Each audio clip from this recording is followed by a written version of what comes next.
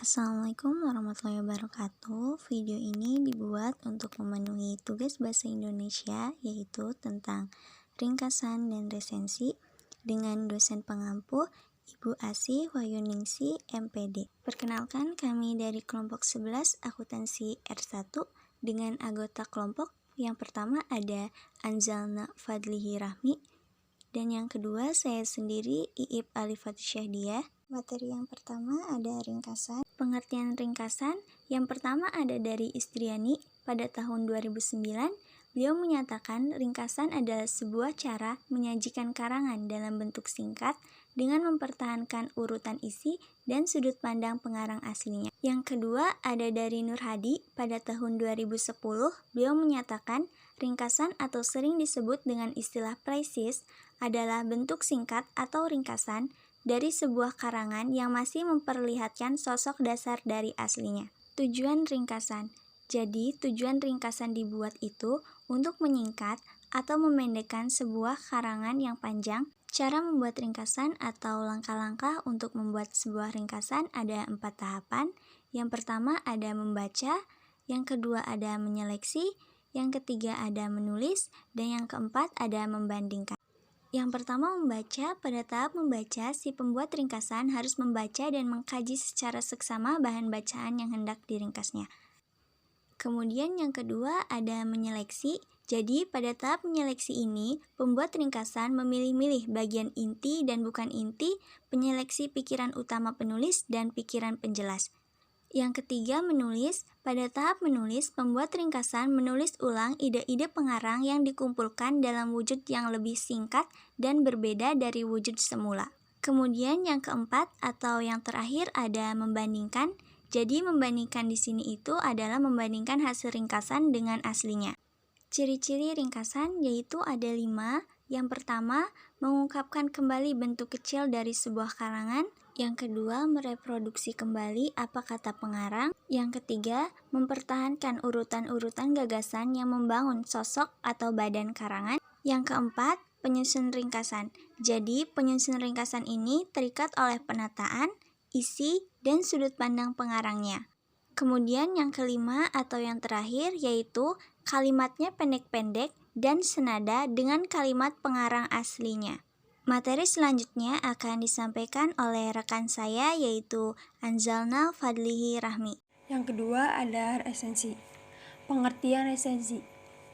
Pengertian resensi yang pertama menurut Wijun HS pada tahun 2012. Resensi adalah ulasan atau penilaian sebuah hasil karya, buku, film, produk teknologi, dan lainnya. Pengertian resensi yang kedua yaitu menurut E. Zainal Arifin dan S. Amrantasai pada tahun 2008. Resensi adalah suatu tulisan atau ulasan mengenai nilai sebuah hasil karya atau buku. Selanjutnya ada tujuan resensi. Menurut E. Zainal Arifin dan S. Amrantasai pada tahun 2008, tujuan meresensi buku bermacam-macam. Yang pertama, penulis resensi ingin menjembatani keinginan atau selera penulis kepada pembacanya. Yang kedua, penulis resensi ingin menyampaikan informasi kepada pembaca apakah sebuah buku atau hasil karya yang diresensikan itu layak mendapat sambutan masyarakat atau tidak.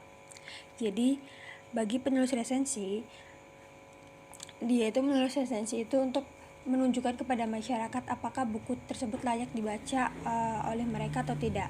Lalu yang ketiga, penulis resensi berupaya memotivasi pembacanya untuk membaca buku tersebut secara langsung.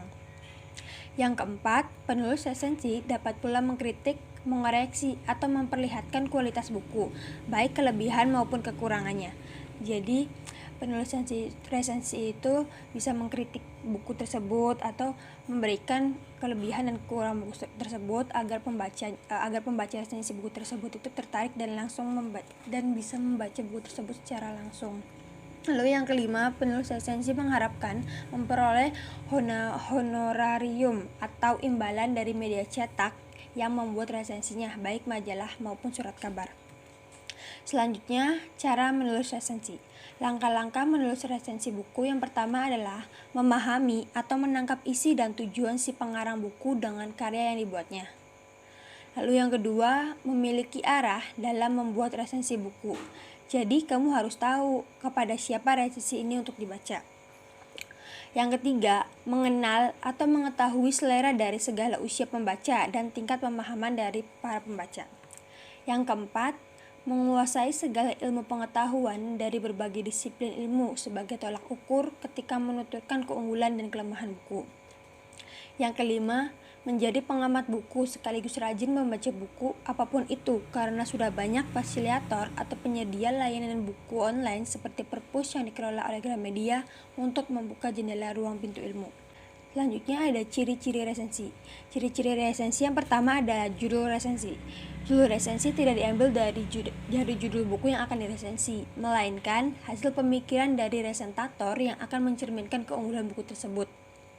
Dengan demikian, pembaca menjadi tertarik untuk membaca resensi atau bahkan ingin segera memiliki buku tersebut.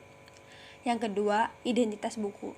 Di bagian awal resensi terdapat beberapa hal terkait identitas buku, seperti judul buku, nama pengarang, penerbit, tahun terbit, edisi cetakan, jumlah halaman, dan sebagainya. Selain itu, identitas pengarang juga tidak kalah penting dalam suatu resensi.